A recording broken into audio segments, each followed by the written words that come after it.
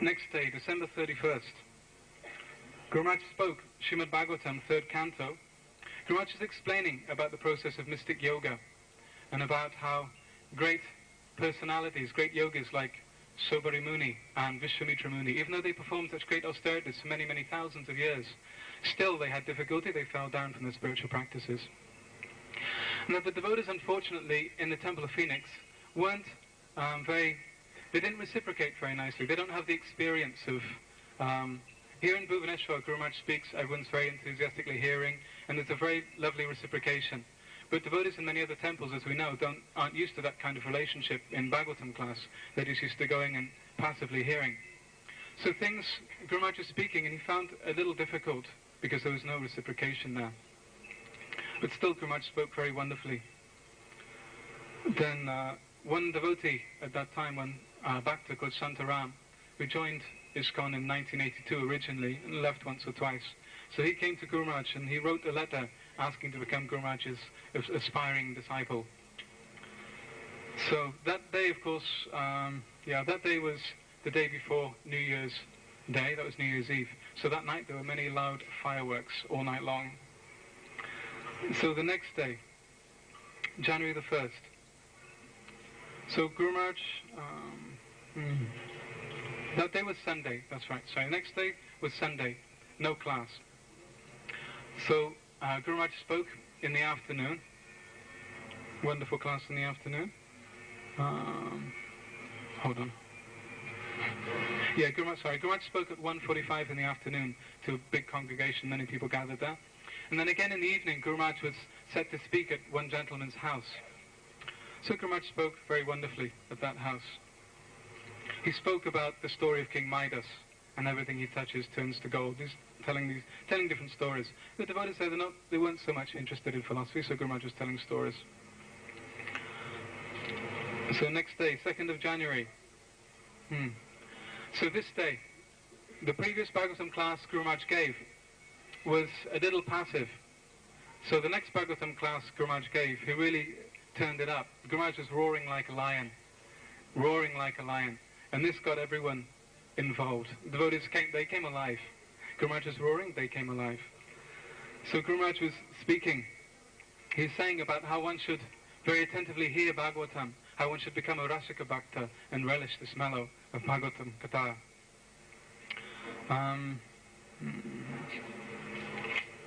Next day, 3rd of January. So, as I was explaining in the beginning, there were some difficulties with the programs. No programs had actually been arranged. Now, there are 2 temples in Mauritius. So Guru Maharaj was staying at the temple in Phoenix. There's another temple about 45 minutes drive away from that temple. It's actually a farm. There's quite a few devotees there. Now, the temple president, his name's Sriniketan Prabhu. Originally, he didn't actually want Guru Maharaj to go to the temple. I don't know why, maybe he heard some nonsense or something. But he didn't want Guru Maharaj to go to the temple and speak, which was very unfortunate. But somehow or other we were pushing, and the Dinabandhu, the temple president at the Phoenix temple, he basically, he spoke to Sriniketan. Sriniketan finally agreed. So he sent a car to pick Guru Maharaj up. So Guru Maharaj came to the temple, spoke a most wonderful class. Now at the end of the class, Sriniketan Prabhu was very impressed, actually. He was overwhelmed. So he asked some questions, and he personally drove Guru Maharaj back to the temple in Phoenix. So all the way he was asking different questions to Guru Maharaj, speaking very nicely, very respectfully. And then again back at the temple also he was asking more questions to Guru Maharaj. So then he said, please come back the next day, please come back tomorrow morning and again give Bhagavatam class. So the next day he came, picked Guru Maharaj up. For 3 days in a row he asked Guru Maharaj to come and give class. So originally, before hearing Guru Maharaj, he'd heard something and he wasn't very favourable. But then after hearing Guru Maharaj speak, then he became very, very favourable indeed. And he's very much interested in hearing Guru Maharaj. So back to the 3rd of January. Back to the 3rd of January. In the evening, in Mauritius and also in South Africa, they have these Prabhupada nights. It's a night once a week where everyone gathers together and talks about Srila Prabhupada, glorifies Srila Prabhupada. So Guru Maharaj is invited to go and speak at the Prabhupada night. So Guru Maharaj went and spoke. He spoke about the importance of associating with sadhu.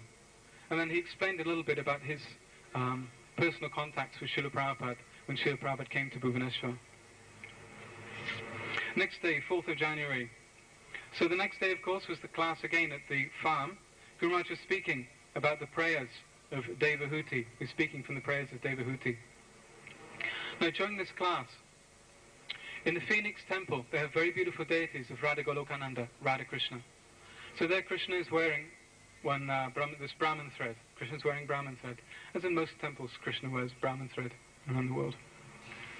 So Guru Maharaj remarked quietly, he said, actually Krishna doesn't wear Brahman thread. This is Radha Krishna. Krishna's in Vrindavan. He hasn't taken Diksha. He hasn't gone to Sandipani Muni. So why is he wearing Brahman thread? But then Guru Maharaj said, he said, problem is I can't say this. If I say this, then again they'll give trouble.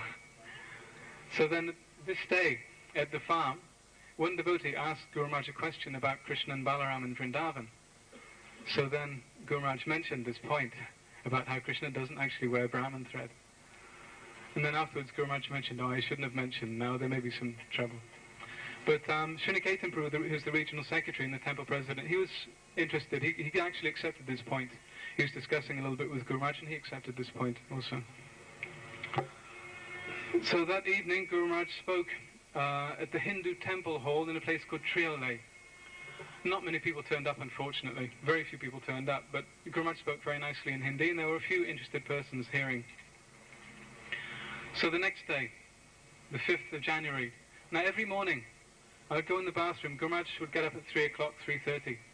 So I'd go in the bathroom to, this isn't very Krishna conscious, but I'll mention it anyway, why not?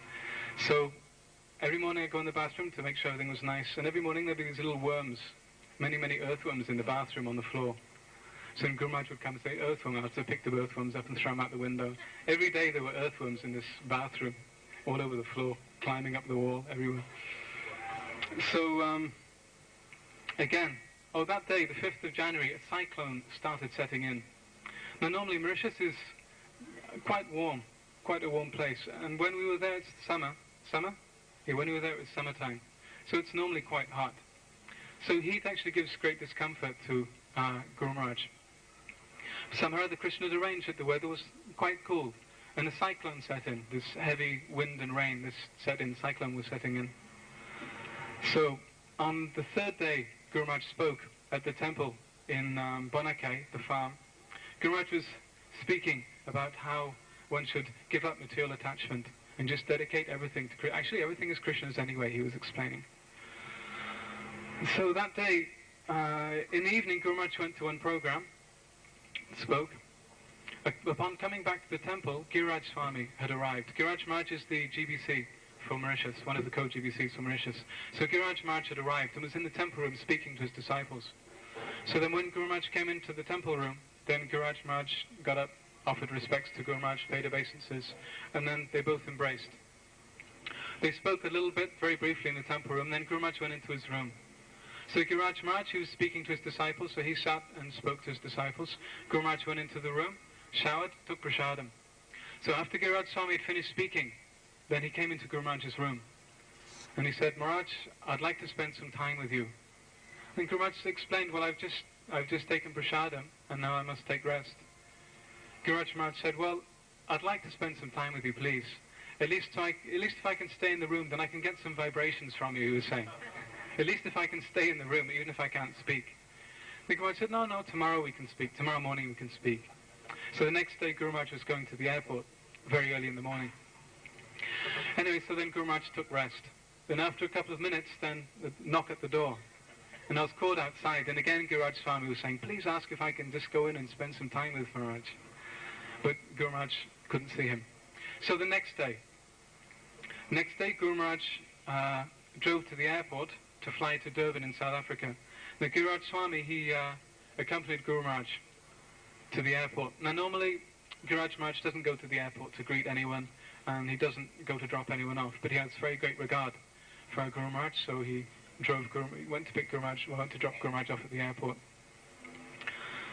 Flew to Durban. We met at the airport. Durban's in South Africa, of course. Flew to Durban, met at the airport by several devotees. Maybe 8-10 devotees were there. They met Guru Maharaj, including the temple president. He was there. Met Guru Maharaj, took him to the temple, and at the temple they had a very nice foot bathing ceremony and Guru Puja. Guru Maharaj spoke. Guru Maharaj was speaking on how Guru Maharaj was actually pleading with them. In this arrival talk in Durban, Guru Maharaj was actually pleading, please take this Krishna consciousness seriously. This was the point of his discussion, his talk.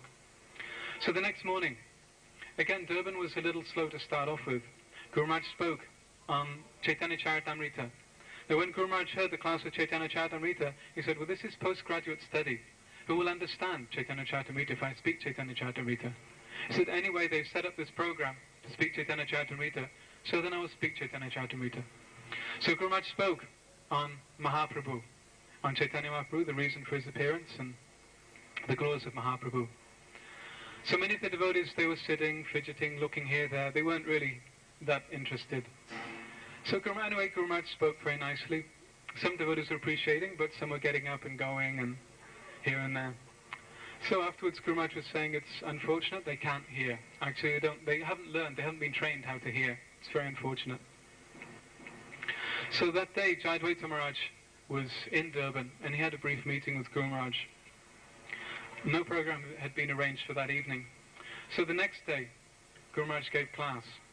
So just like in Mauritius, the second day, Guru Maharaj turned on the mercy. So same thing happened in Durban. Second day, Guru Maharaj turned on the mercy. Guru Maharaj was speaking very wonderfully, again, about the glories of Mahaprabhu. Now, certain devotees that were there in class the first day, they didn't come the second day. So then Guru Maharaj spoke very, very wonderfully. And the devotees that were there in class, they heard very, very patiently. And Guru Maharaj was actually blasting them. Guru Maharaj started off blasting them. Why is it you've come here and you're not interested in hearing? You're not interested in hearing Krishna Katha? Guru Maharaj was chastising them very nicely. And he was speaking in a very wonderful way. Guru Maharaj was speaking in a very wonderful way. So the devotees that were there, they very much appreciated class. They stayed throughout the whole class. Actually, there's one devotee called Bhakta Anil. Now, he first came to ISKCON in 1976, I think. He met Srila Prabhupada. And he's been around all the time at the temple. But still he had some problem. He smokes cigarettes. He has some slight problem. But he's a very nice devotee, chants japa, follows the principles.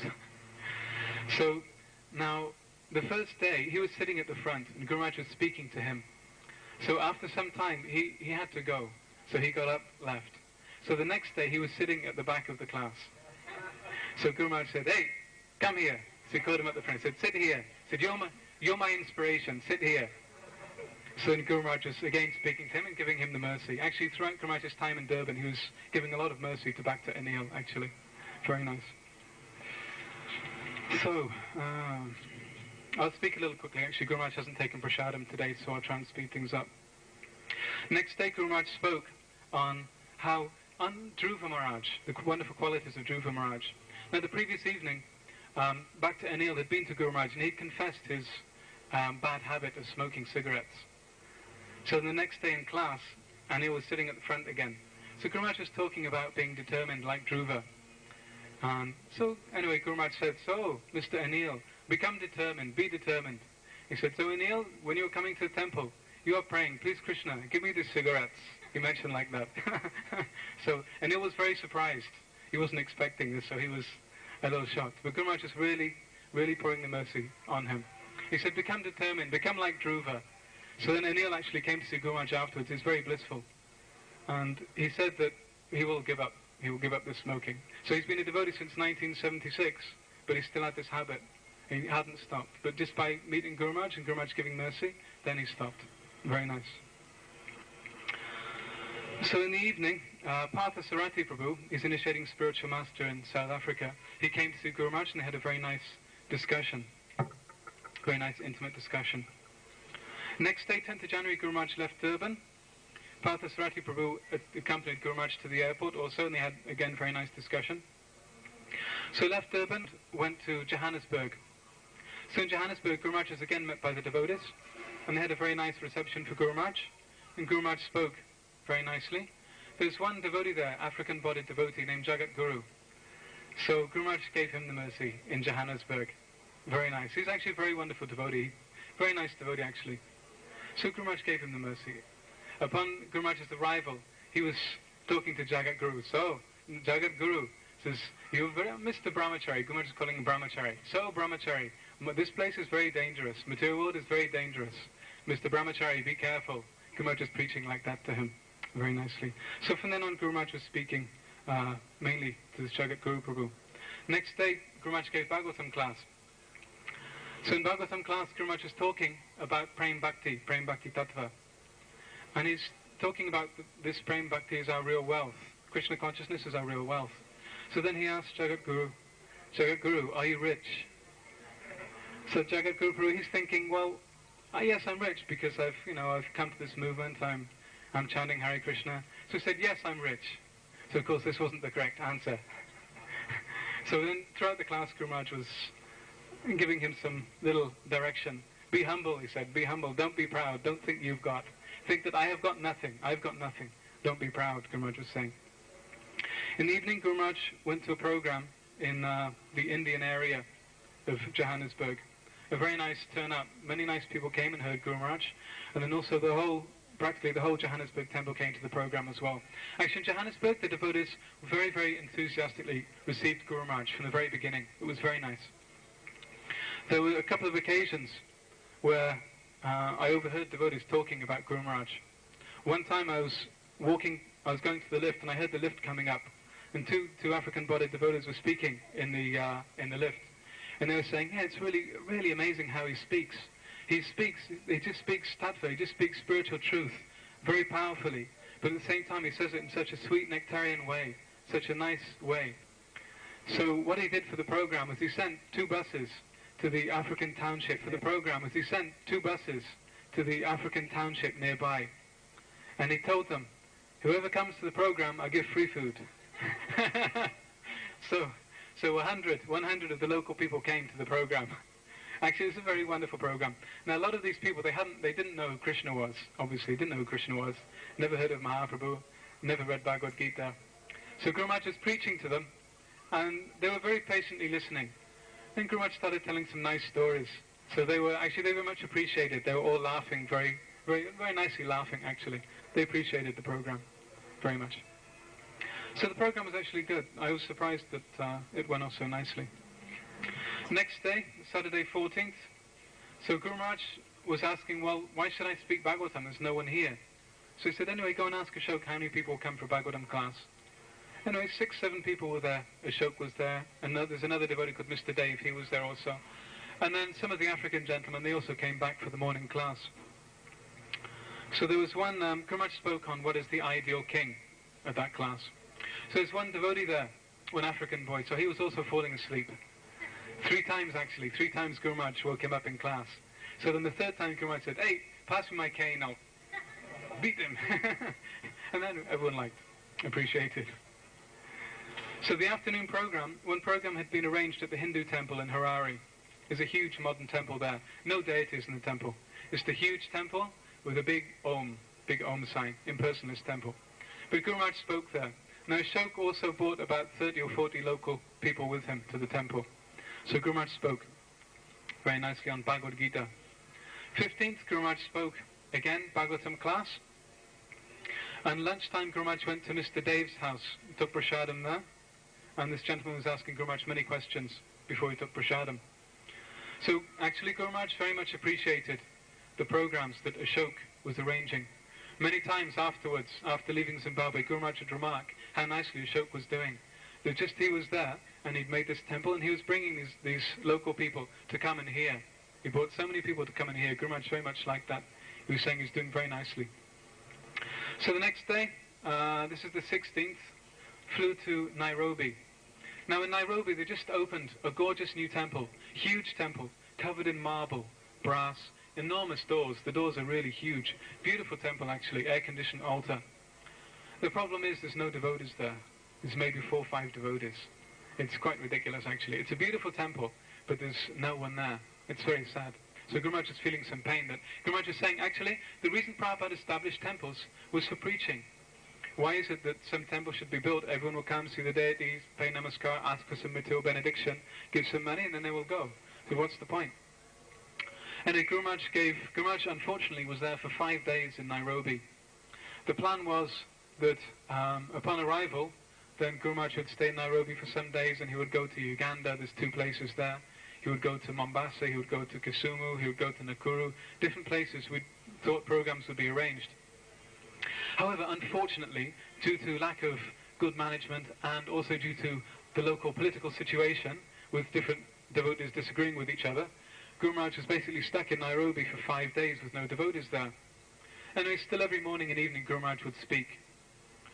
The second and third day Guru Maharaj was in Nairobi, he spoke on simplicity and faith. Very wonderful classes, actually, beautiful classes, on the importance of simplicity and what is real faith. Guru Maharaj was speaking. So that's Nairobi. Nothing really exciting in Nairobi. Not many devotees there. So there was actually one very nice thing that happened was there was one gentleman called Mr. Narendra Patel. Now he's an architect. He's also been he's been a life member of ISKCON for a long time. But he wasn't chanting Hare Krishna. He was just doing some dhyan, some meditation. And no one really had been bothering to preach to him. There's no preaching going on there. So somehow or other, Mr. Puranda Prabhu, our godbrother, he brought this gentleman to come and see Guru Maharaj. So Guru Maharaj found out he wasn't chanting. Guru Maharaj told him to chant. So then the gentleman started chanting, actually. Just before we left, the gentleman came to see Guru Maharaj again. And he was chanting 10 rounds every day. And he said within a few days he would increase to 16. Now also, not only was he chanting, but he'd become so enthused by Guru Maharaj's preaching that he told one of his friends. And his friends also started chanting. Very nice. So, the devotees in Nigeria, actually very nice devotees, very humble devotees, very eager devotees, and they very much appreciated Guru Maharaj's association.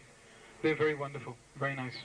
Unfortunately, the facilities in Lagos are not very good.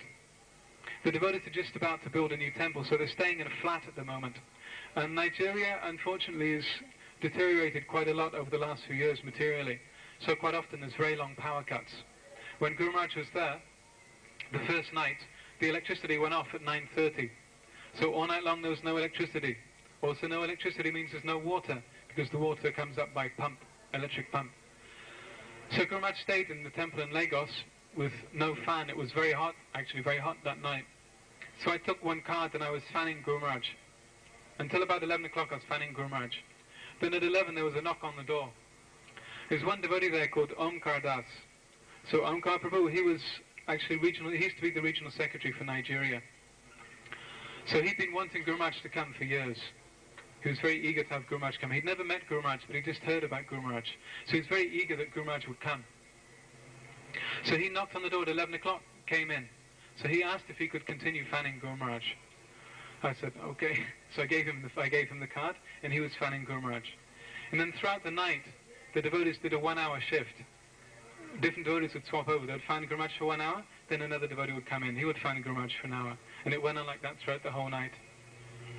The next day, Guru Maharaj went to Benin city, which is in the north of Nigeria. Hare Krishna. Benin was very nice. Wonderful devotees. Everything went very smoothly in Benin. So Guru Maharaj spent 3 days in Benin. Gave some very wonderful classes, very powerful classes, and devotees were hearing very enthusiastically indeed. Actually, they're so nice, the devotees in Nigeria, that they're so eager to actually serve Guru Maharaj. They were hearing his classes, hearing very attentively, and by hearing they became enthused to serve Guru Maharaj also. So any opportunity they would serve Guru Maharaj, any opportunity. They'd see me carrying a bucket, and immediately 3 of them would get up from chanting japa and run over and take the bucket from me. They were very enthusiastic to render some service to Guru Maharaj. So after 4 or 5 days in Nigeria, Guru Maharaj went to Ghana, which is the capital of Accra, which is the capital of Ghana, another country in West Africa. Again, the devotees are very nice there, very enthusiastically welcome Guru Maharaj. They have this, like here we have this Panchamrita foot bathing. So similarly in Nigeria and Ghana, they did this Panchamrita foot bathing for Guru Maharaj, huge Guru Puja, very nice kirtan. Then Guru Maharaj would speak. Guru Maharaj would speak very nicely. So in Accra, the temple is way out in the countryside. There's no facility. Actually, 2 days before Guru Maharaj's arrival, the electricity came on. Before that, there was no electricity. But somehow the Lord very kindly arranged that electricity would be there for Guru Maharaj. So Guru Maharaj stayed in a little pink cottage. Bhakti Tirtha Maharaj, he's the GDC for that area. He has a little pink cottage on the property. So Guru Maharaj stayed in this pink cottage for 4 nights in this pink cottage. So one time, actually Guru Maharaj would go over in the morning to speak Bhagavatam in the temple room. The devotees would hear very nicely. And then after the class, Guru Maharaj would come back to the pink cottage, about 150 meters walk. So when Guru Maharaj had come out of the temple room, then the whole kirtan party would accompany Guru Maharaj back to the hut, back to the cottage. They'd all be singing Jai Gaur Govinda Swami Guru Deva Jai Gaur. They were singing like that, the kirtan. So every time Guru Maharaj would come from the temple room back to the hut, the devotees would always be doing kirtan and singing Jai Gaur Govinda Swami Guru Deva. So one time, there's a little tiny goshala there, 3 cows. So one time when they were doing kirtan, Guru Maharaj was walking back, then these cows, they were sitting with their ears bricked like this, looking at the kirtan. So Guru Maharaj remarked, I just see these cows, they're listening nicely to kirtan, you're saying. Actually, there are many things. I mean, I'm going on quite a bit, but there are many, many things to say, but it's not the time, unfortunately. I'm just picking out things to say here and there. So then Guru Maharaj spoke, the main topic in Accra, Guru Maharaj was speaking the glories of Lord Shiva.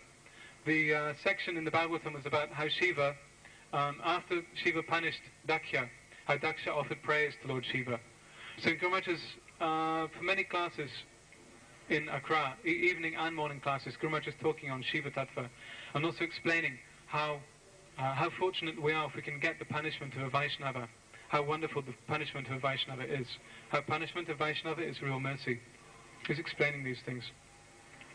So then on Saturday the 28th of January, Guru Maharaj was taken to another city, the second city of Ghana, a place called Kumasi. So Kumasi is 4 hours drive from Accra through the jungle areas in Ghana. So one evening program had been arranged for Guru Maharaj in the city. Now Guru Maharaj stayed that night in the house of one Bhakti Tirtha Maharaj disciple. He's actually the chief customs officer for that area. So in the evening Guru Maharaj spoke. Now in Nigeria and Ghana, all of the devotees are African-bodied. There's no Indian devotees, no white-skinned devotees. All of them are African-bodied devotees. Very nice. And all very wonderful as well, I might add. So that evening Guru Maharaj spoke in Kumasi. A very nice crowd was there to hear Guru Maharaj. Actually, Guru Maharaj is a real transcendentalist, a real transcendental adventurer. Now Ghana, only one other sannyasi has ever been to Ghana. That's Bhakti Tirtha Maharaj. So Guru Maharaj was the next sannyasi to go to Ghana. And he went right out into the depths of Ghana, right through the jungle areas. Guru Maharaj is a real transcendental adventurer. So he was speaking. He spoke that night in Kumasi. Gave a very wonderful lecture again. Actually, of course, all of Guru Maharaj's lectures are very wonderful. But he gave a very nice talk. And the devotees there, they were all very, very eagerly listening. Very eagerly listening. It's very nice. And there's one boy. So they don't have microphone stand. So there's one devotee who is sitting at the table, holding microphone, so Guru Maharaj could speak. So then Guru Maharaj would pat him on the head, then he would say something, he would slap him on the head. He got slapped about 4 or 5 times in the class. He was enjoying it though, he was really enjoying it. So from Kumasi, the next day returned to Accra. Again Guru Maharaj spoke in the evening. That's a Sunday. Guru Maharaj spoke on the Sunday afternoon program now. Next day, returned to Nairobi. So the flight to Nairobi is quite a long flight. It's about 7 hours or something from Accra. Upon arrival in Nairobi, Guru Maharaj was again met at the airport by Mishra Paranda and by the temple, I think it's the Vice President, Umapati Das. So Guru Maharaj was driven back to, actually it's an overnight flight. Overnight flight. So Guru Maharaj was driven back to Nairobi Temple from the airport, stayed in Nairobi throughout the day, and then in the evening Guru Maharaj caught a flight to Mombasa. Mombasa is on the coast of Kenya. Again, just like Nairobi, there's a very big, beautiful temple, no devotees. Same thing, unfortunately, is there in Mombasa. In fact, there's even less devotees in Mombasa. There's maybe 4 or 5 devotees in Nairobi, but in Mombasa there's maybe 3. It's very sad, actually. There's no preaching going on there at all. So, anyway, the next day, Guru Maharaj was wondering whether to give Bhagavatam class or not. So then Guru Maharaj asked me to find out how many devotees will be there for Bhagavatam class and how many will listen without getting up to do service. So the answer basically was 1. 1 devotee to hear Bhagavatam class. And so Guru Maharaj came down for greeting the deities, and he'd actually prepared class. So, and Guru Maharaj, when he saw there's just one devotee to speak to, so then Guru Maharaj just sat down on the chair, and he was just speaking some things nicely to him. Then one gentleman came in, Mr. Lawrence, also an African-bodied gentleman. So he's been coming regularly to the temple. He chants japa. So last year also, Mr. Lawrence came to see Guru Maharaj. This year Mr. Lawrence came, something had happened to his legs. He was crippled. He was coming in on crutches, and his legs had been smashed somehow. And he was a cripple this year. So Guru Maharaj spoke for about 40 minutes, actually. He didn't give a formal class, but he was speaking to Mr. Lawrence and to this other devotee. So at the end, Guru Maharaj told Mr. Lawrence, he said, see how Krishna's favored you. He said, now he's made you a cripple. This is really mercy. Now you have to take shelter of him. He's made you suffer. So, yeah, that evening Guru Maharaj spoke to a crowd of about 120 people in the Hindu temple in Mombasa. So it was actually arranged that Guru Maharaj would speak from between 7 o'clock to 8 o'clock. Actually, Guru Maharaj carried on speaking till 8:45. But it's very nice that most of the people, they stayed and they heard very attentively. That was very good. So then on Thursday the 2nd, Guru Maharaj, we flew back to Mombasa, and then, back to Nairobi from Mombasa. And then from Nairobi, a car came to take Guru Maharaj to a city called Nakuru. So a program had been arranged in the evening in Nakuru. So unfortunately that evening, at the program, no one came. The program was in someone's house. The householder was there and his family was there, but none of the guests that were invited bothered coming. It was kind of a little sad, actually. We see that in Kenya, there are many Gujarati people that are very pious, but they've gone to Kenya to make money, and they're not really that interested in hearing about Krishna. So in Kenya also, there's not much preaching to the local community. And in fact, in Mombasa, the African people aren't allowed in the temple even, as a rule, except for this one, maybe one or two, but most as a rule are not allowed in the temple even, which isn't very pleasant. But we see in Nigeria and Ghana how the African devotees, there's no Indian devotees, just African devotees, and they're so nice. And at the programs that were arranged in Nigeria and Ghana, where the public attended, they were very nice. They were hearing very, very attentively. But in Kenya, no effort is made to preach to the local people, which is very sad. They just basically go around the Indian community getting money. It's not very nice. Anyway, so in this Nakuru, Guru Maharaj spoke, regardless of the fact that there was hardly any people there to hear, but Guru Maharaj spoke very wonderfully again. So Guru Maharaj stayed overnight in Nakuru, yeah. So then he flew to, so the next day, from Nakuru, Guru Maharaj drove to Kisumu. Kisumu is on Lake Victoria in Kenya. So there again, one program had been arranged in the evening for Guru Maharaj to speak. Again, a few Indian people that came, maybe I think 25, maybe 30 Indian people came to hear Guru Maharaj. And they were very wealthy people. And the house Guru Maharaj spoke in was like a huge palace, very wonderful, very opulent place.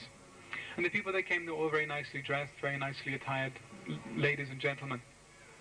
And they'd come to hear Guru Maharaj, which is very good. They were sitting, in the center of the house, it's like a circle. So Guru Maharaj is sitting over one side, and these people were sitting all around the edge. So then myself, and there's one very nice devotee in Kisumu called Vidura Das, who's a disciple of Satsvarup Maharaj.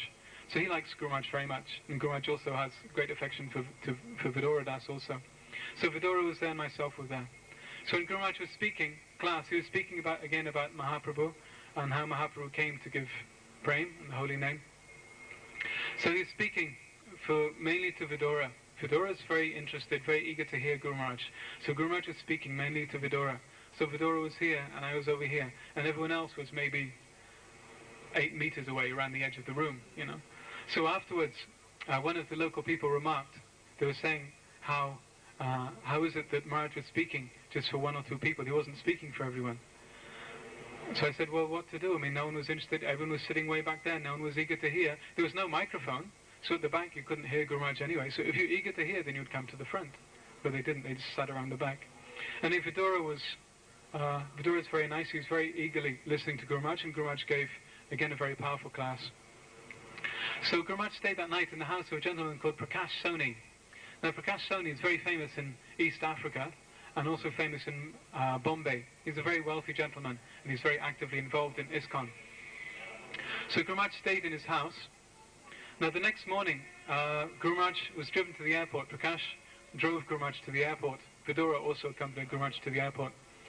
So myself and Vidura, we went into the airport to arrange the tickets and everything, arrange the seating, get a wheelchair for Guru Maharaj.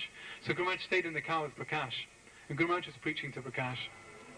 So then after Guru Maharaj's preaching to Prakash, after giving Prakash mercy, then Prakash asked for all of Guru Maharaj's Chaitanya Charitamrita lectures, every single lecture that Guru Maharaj has given on Chaitanya Charitamrita, he asked for a copy of every tape. That's a lot of tapes. It's got to be like 400 or 500 tapes. I told him, I said, that's a lot of tapes. He said, I want everything. He'll buy everything. So he was very, very enthused. Now he's such a busy man, very busy man actually. To contact him by phone is very difficult, I know. But he said next time Guru Maharaj comes to East Africa, he will take 7 days off from his work just to travel with Guru Maharaj. He also said he's going to come here and spend some time in Bhubaneswar. So he's actually been involved in ISKCON since about 1972. He's a very interested person, and he was very affected by Guru Maharaj's presence. So, from Kisumu, flew back to Nairobi, and then that evening, got on a plane, back to Bombay. So, unfortunately, we arrived yesterday morning in Bombay, 5 o'clock in the morning. Now, somehow or other, I'd spaced out a little bit with contacting Bombay. I sent a fax to Brajahari Prabhu, who also looks after Guru Maharaj very nicely in Bombay, telling him that we'd be coming at this time on this flight. Brajahari Prabhu unfortunately had gone to Kumbh Mela, so he hadn't received the message, and no one was there to meet Guru Maharaj at the airport. So he had to get a taxi to Bombay, and even there was no room waiting for Guru Maharaj either. So what happened is one devotee there called Karvajan, so what he did was he shifted some people out of the room. He immediately went to some people, told them, please leave your room, go into another room with someone else, squash in someone else's room, and then within half an hour, Guru Maharaj was in the room. That was very good. So then, that day, Guru Maharaj rested. The whole night flight from from Nairobi to Bombay, Guru Maharaj didn't sleep at all. So then that day, Guru Maharaj took a little rest, a couple of hours rest. Then in the evening, Guru Raj Swami, he came to see Guru Maharaj. Actually, earlier on in the day, Guru Raj Swami had telephoned Guru Maharaj, and he said, actually, I didn't know that you were coming. I didn't know you were coming. So then he asked Guru Maharaj, when are you leaving? Guru Maharaj said, I'm leaving very early tomorrow morning. Then Guru Maharaj was actually pleading with Guru Maharaj, no, please stay longer, please stay at least one extra day. He said, he was trying to entice Guru Maharaj to stay. Now, he knows how to attract Guru Maharaj. He's saying, actually, Maharaj, he said, please stay one more day. He said, the Bhagavatam class, the verse for the Bhagavatam class that's coming up, is actually a very nice verse. He would like to speak on it. He was saying like that to try and get Guru Maharaj to stay, actually. But Guru Maharaj said, well, what can I do? I have to come back to Bhubaneswar. So then that evening, Guru Raj Swami was supposed to speak at one program. There's a notice outside the temple that said that Maharaj should be speaking from 6 o'clock at this program. But instead, Guru Raj Swami came to see Guru Maharaj. So he spent 1.5 hours listening to Guru Maharaj. Guru Maharaj was speaking a very deep Rasa Tattva for the benefit of Guru Raj Swami. It was very sweet. Somehow or other I was sitting in the corner getting a few drops here and there. It's very wonderful. And Guru Raj Maharaj is actually a Rasika Bhakta. He's very, very interested. And because he's so interested, then Guru Maharaj also is very interested. And Guru Maharaj was so enthusiastically speaking this. He was speaking about Vipralamba Bhav. And also Guru Maharaj started explaining the different stages of prema. Actually, Guru Maharaj only got as far as man. He did Sneha and man. And that was it. 1.5 hours. So then Guru Raj Swami, he left the room at 7:30 actually. He had to go to his program. He left the room at 7:30 and then somehow went to the program. So Maharaj also said that he'd like to accompany Guru Maharaj to the airport tomorrow morning. That was this morning. But Guru Maharaj, we had to leave at 4 o'clock in the morning, and Guru Raj Swami came back late from the program, so unfortunately he didn't make it. And Guru Raj Maharaj is a very nice devotee. What to say? Yeah. So Guru Maharaj asked, in Mauritius, Guru Maharaj asked Guru Raj Swami to come here for the opening of the temple, this Radha Gopinath temple. So he was saying how much he wanted to get Guru Maharaj's association, but unfortunately there wasn't enough time to really get deep association with Guru Maharaj. So Guru Maharaj said, yes, you please come for the opening of this temple then. So Guru Raj Maharaj very enthusiastically agreed. So he agreed to come here. He'd be here for the opening of Radha Gopinath temple. Also Guru Maharaj asked Jayadvaita Swami to come, and he said also he would come. Actually also in Nairobi, Guru Maharaj met with Mahavishnu Goswami. He was talking for about 45 minutes. Soon also Guru Maharaj invited him to come. So he was coming? Yeah. So Mahavishnu Maharaj also said he would come. So the three devotees that Guru Maharaj met and asked to come, they're all coming. So who knows, if Guru Maharaj meets other devotees in Mayapur and asks them to come, you could have the whole, or the leaders could be here for the opening ceremony. You know. And Guru Maharaj is coming basically to hear Guru Maharaj, that's all. He's very interested in developing some relationship of hearing like that. So then, upon arrival in Bhuvaneshwar, Guru Maharaj was met by a very wonderful reception, most wonderful reception, by the devotees, who obviously have a very great loving mood to Guru Maharaj. So, I prayed to everyone. First I prayed to Guru Maharaj to please excuse me. I'm a great fool, and an offender definitely. And I also beg the mercy from my God brothers, please bless me that I may develop some love and attachment to Guru Maharaj that you all definitely have. Jai Shri Gurudev Ki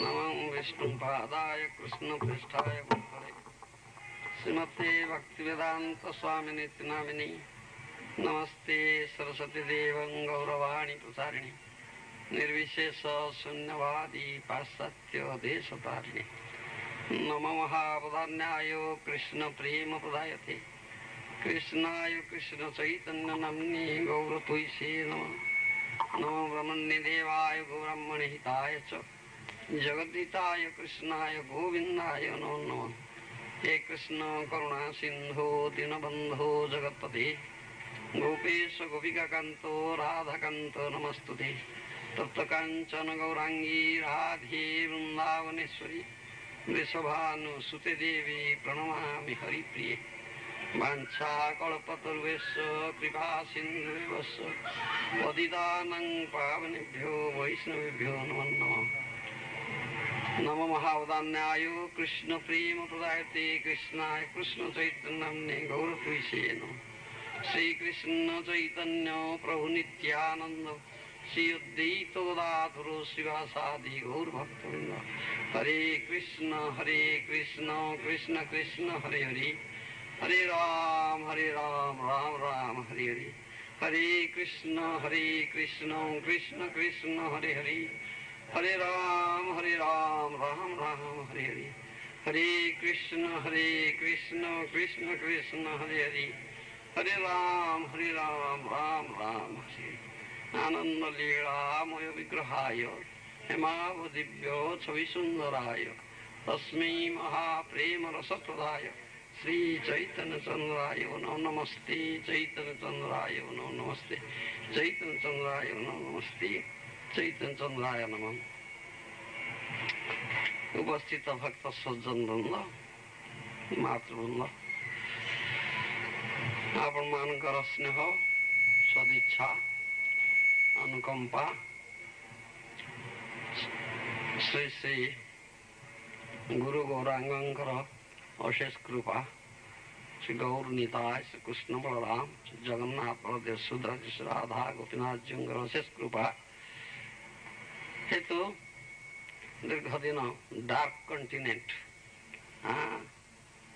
Africa रे गुरु गौरांगर बाणी प्रचार करी फेरी आसीचु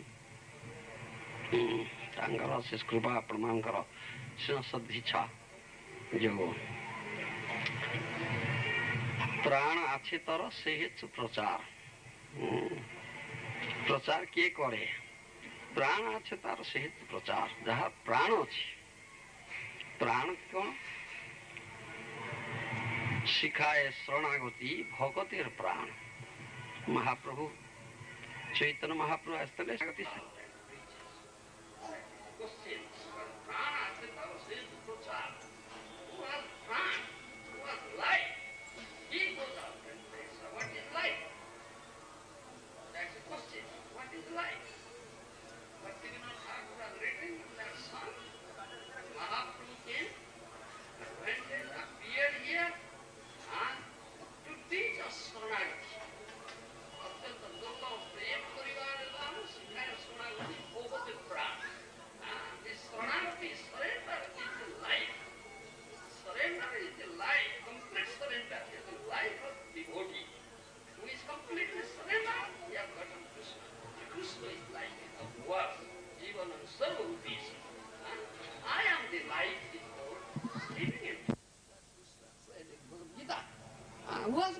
Krishna, who is completely surrendered to Krishna. And who surrenders unto Krishna? That's another question. The surrender depends on love of Krishna. Without love of Krishna, Krishna prema, there is no question of surrender. Without love, your so-called surrender is either artificial, partial, or conditional. It is not true surrender. One who has gotten Krishna prema, Mahaprabhu gives Krishna prema, because that is prayojana tattva.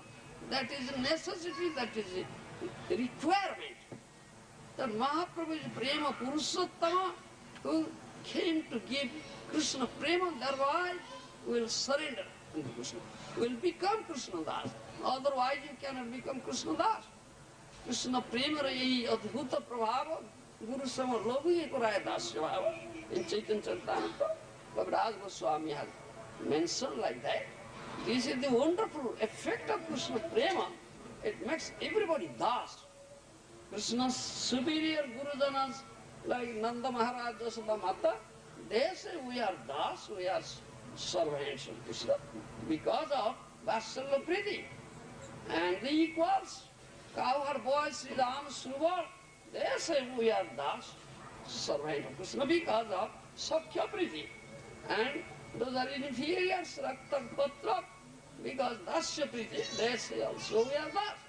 The Krishna Prema makes everybody Das. Without Krishna Prema, nobody can actually become Krishna Das, because we are eternal servants of Krishna and we have to render service. What type of service? Is loving service. There is an adjective to it. It is not ordinary service. It is loving service.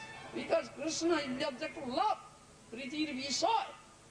And when question of Priti comes, love comes, then the two sides are there. It is not one-sided.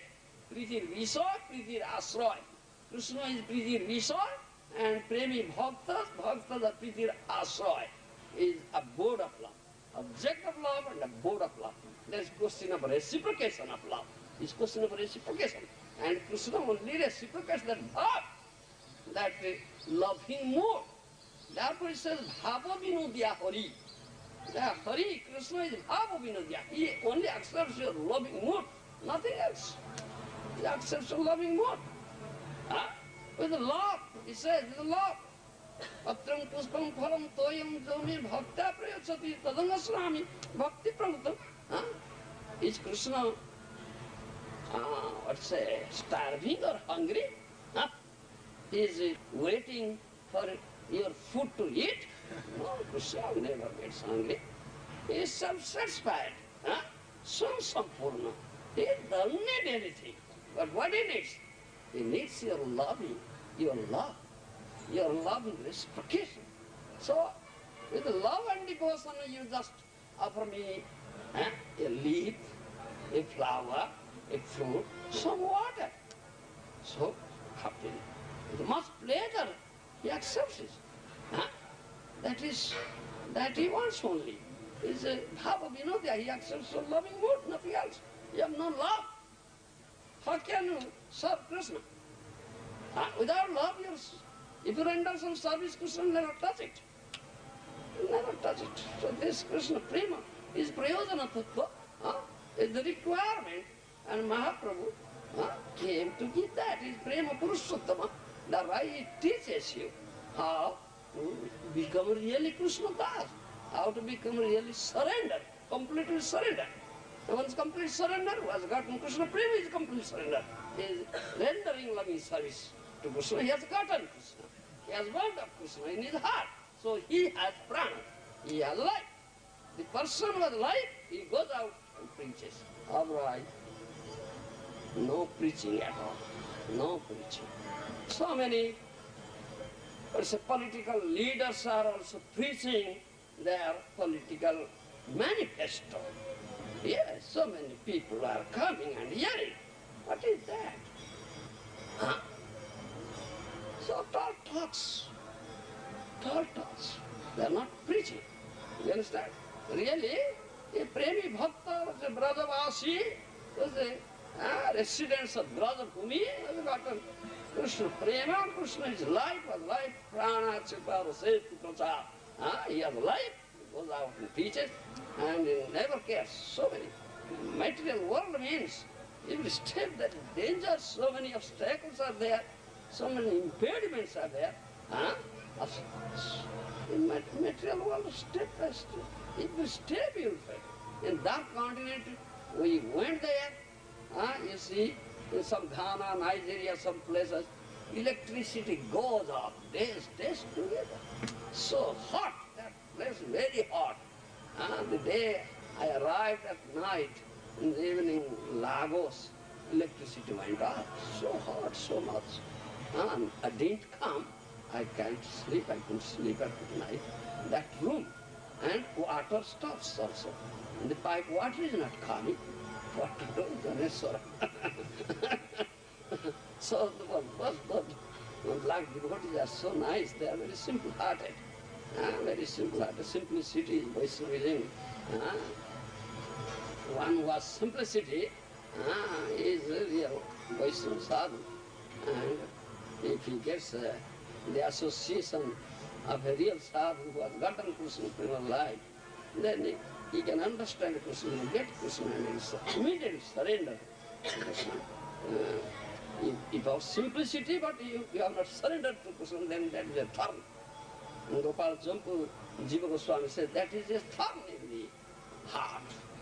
He is simple, he has simplicity, but he is not surrendered to Krishna. That is a thorn. One was surrendered to Krishna, but never follows the damsels of Brajabhumi. The last part of the verse, there are 7 thorns, he says. Jiva Goswami said, the last part of the verse, he said, he is surrendered to Krishna, but never follows the damsels of Brajabhumi. That means not develop pure love. Gopi prema, Radha prem. There is another salya, means thorn in the heart. The last part. Jiva Goswami says like that. So a premi bhakta who has gotten Krishna prema, bound of Krishna in the heart, he has gotten life. So he goes out and sees only Krishna Sambandha. It is a Krishna's jiva. Because they are devoid of Krishna consciousness, they have been suffering and suffering. His heart bleeds. So he goes out and bleeds. Because he has prana, he has life, he wants to inculcate life into them, let them get life. Otherwise they are living dead bodies, though they are breathing like the bellows of blacksmith. So that's Vaishnava Prema Bhakta. And he says Krishna everywhere. Jaman pasyati sarvatra sarvam cha vai pasyati tasyam na pasyami satsame na pasyati. This is complete Krishna consciousness. Who sees Krishna everywhere. Wherever he looks, he sees Krishna. Jahan netra pade, tahan Krishna spare. And sees everything in the Krishna, because everything in the body is related to his Krishna's. He never sees anything else. Only that person. He has eye, he has proper vision. He is not a blind man. Such a person, he has light, goes out and preaches. And though he knows what is the material world and so many impediments are there, we never catch. We have so much impediments, obstacles.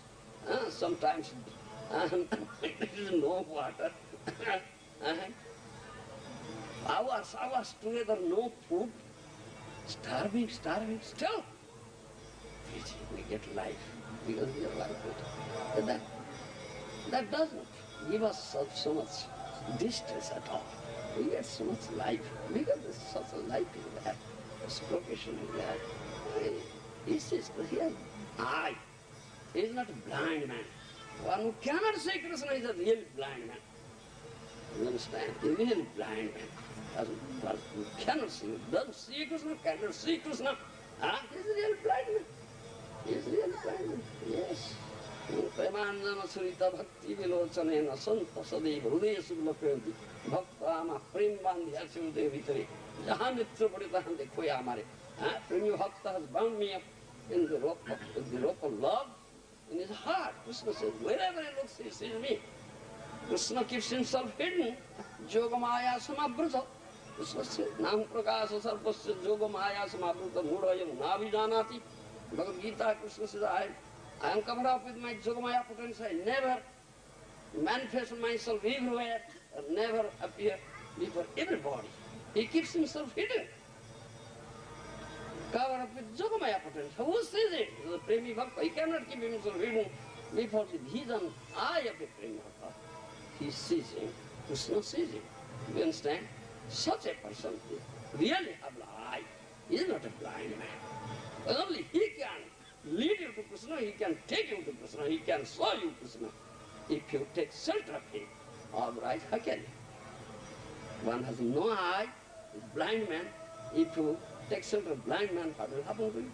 There is a logic. Andha goputsha nyaya. We said, andha goputsha nyaya.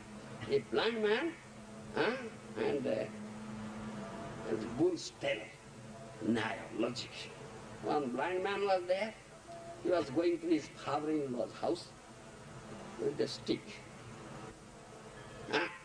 So on the way, he met a cowherd boy who was tending a herd of cows.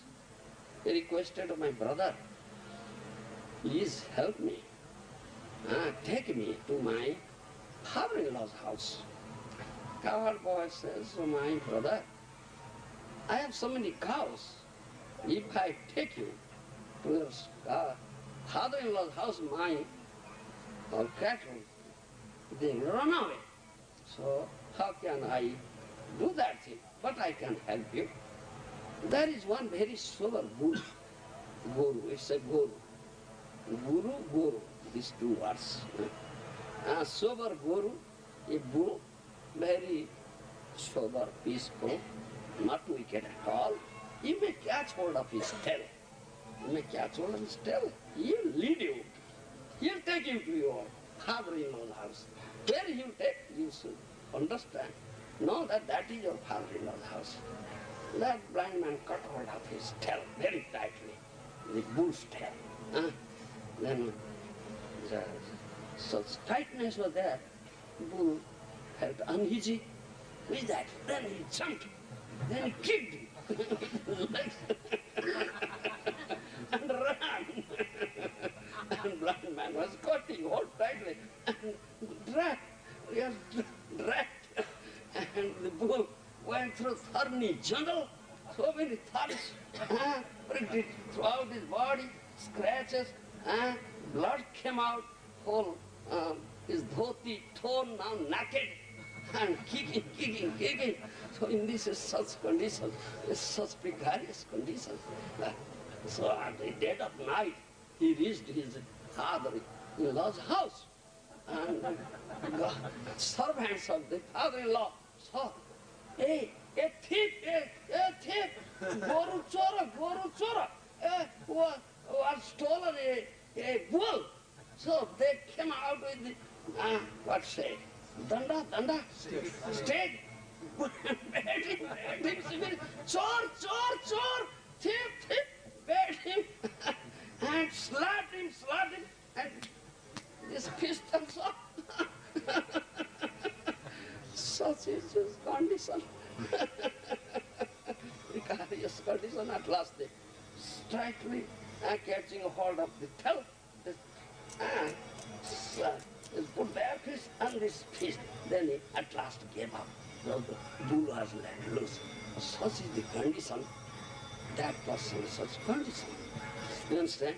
This is the logic.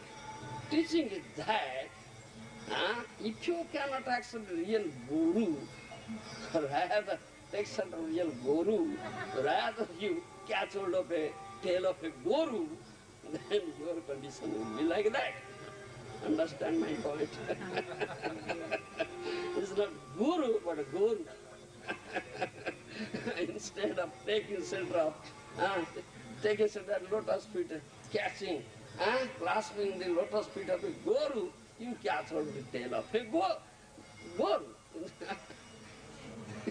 Clasping the lotus feet of a guru, instead of you catch hold of the tail of a guru, then your condition will be like that.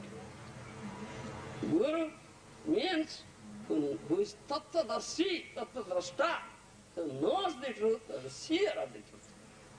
Three truths, three tattva vetha, Isha tattva, Jiva tattva, Maya tattva. You understand my language?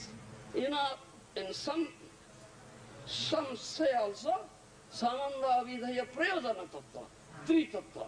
One is conversant, nor of the three Tattvas. And seer of the truth, Advaya Jnana Tattva Braja Brajendra Nandana. Brajendra Nandana, son of Nanda Maharaj, who sees everywhere, a premi Bhakta, who knows Tattva. This is real Guru. One should take shelter. Take shelter at lotus feet of such Guru. Then he will take you to Krishna. He will take you to Krishna. Then open your eye, you can see Krishna, understand Krishna, get Krishna. Jivasya tattva siddhyasa natha jasya karma bhi. Bhagavad Srimad Bhagavad first canto says all your activities should center around this tattva jignasa, this inquiry. Inquire about this truth. Do you understand? So, he is real Guru, this Premi Bhakta. He is not a blind man. Do you understand? And he can show you the real path. He can lead you.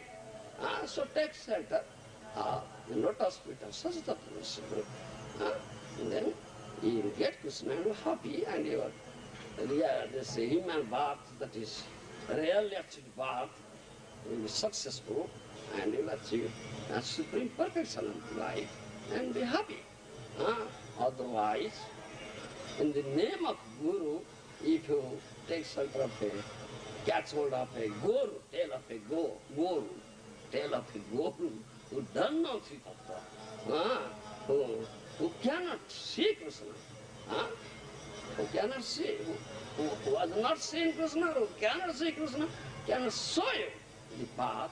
If you take shelter of such a Guru, he is not Guru, he is Guru, then your condition will be like that, the person who caught hold of the tail of the Guru. Understand my language? This is the logic. That logic, and Bhakti Siddhanta Saraswati Goswami speaks this story and teaches like that. The one who is really intelligent and wise is to understand, think what is the purpose of my life, this real actual human path. For what purpose? I have gotten it. Why have I come here?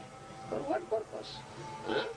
This, let's say, sense enjoyment or material enjoyment is available in any species of life.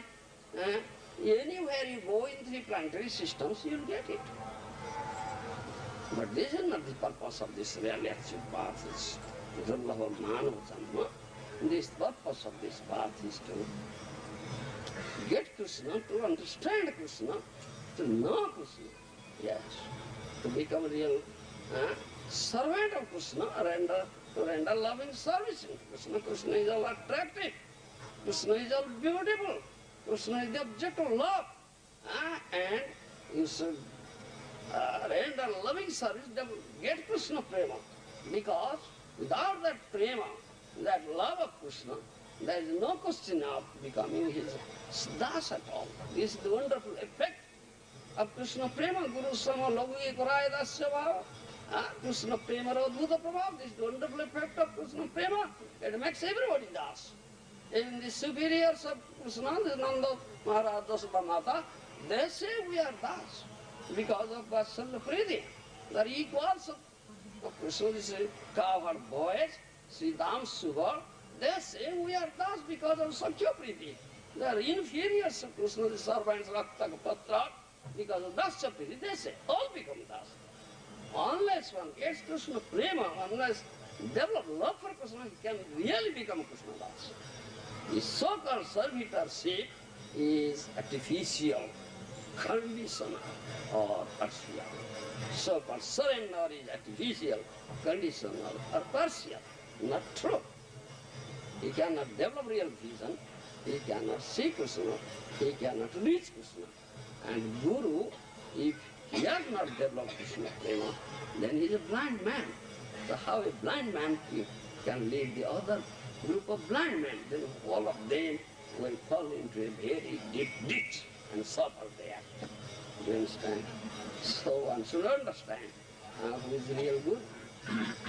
He should be a Guru, but he should not be Guru. Understand? Bhakti Siddhanta Saraswati Goswami Maharaj had not gone to Western country, but he trained his disciples and sent them, go and preach. The prayer to our previous spiritual master, Srimad Bhaktivedanta Swami, is going to Western country. He had already sent Bhakti Pratipha Tirtha Bhakti to the Bhana Maharaj so many, giving them instruction, go and preach like this. They went there, but they couldn't come out successful, and they couldn't follow the instructions of Bhakti Siddhanta as it is. They twisted, they had some of it deliberation to it. Rather, they wrote letter to Bhakti Siddhanta Saraswati Maharaj, the Gurudev, you gave us this instruction, so we applied it, but we found it's not working here. It's not working. So, from our experience, what we gain, experience gain, we understand and think, if we do like that, if they give some instruction to Guru, then it will be very good, successful. Then Bhakti Siddhanta Saraswati became angry. He said, I am not Guru, I am Guru.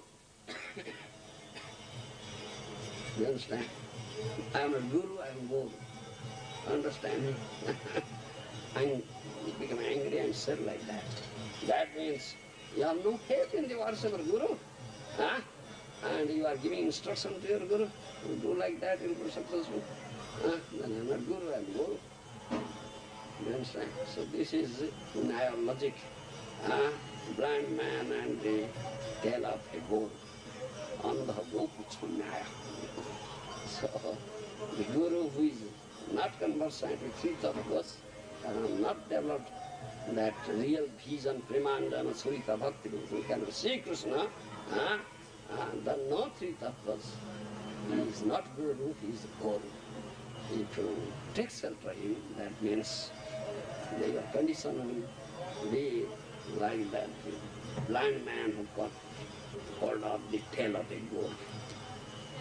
Thank you very much. Jai Srila Gurudev ke, Jai Srila Prabhupada Ji Maharaj ke, Jai Samaveta Gaura Bhakta Vrinda ke, Jai Ananta Koti Vaishnava Vrinda ke, Jai Gaur Premanande. Prabhupada Ji Maharaj.